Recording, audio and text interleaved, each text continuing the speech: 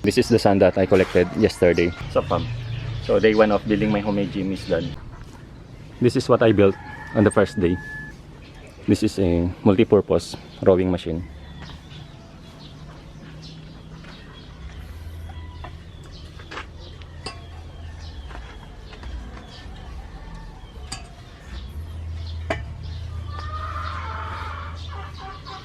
I made a little rack. This is an old sprocket and 2x2 tubular bar. You can rotate it from left to right. So let's test it. This is the first attachment that we're going to try.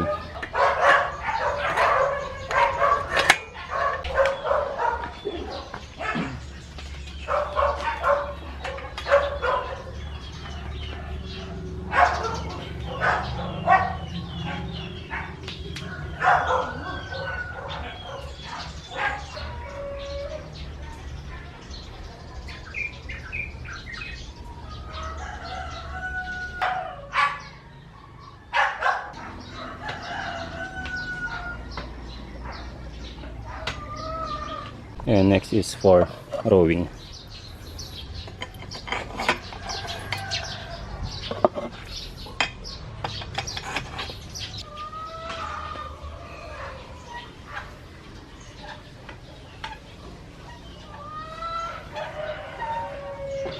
Now let's remove this and switch it to different handle.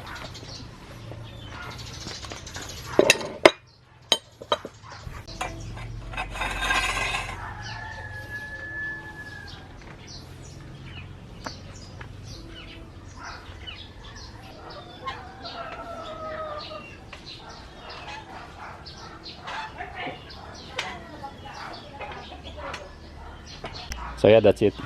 And this is my homemade multi-purpose gym equipment.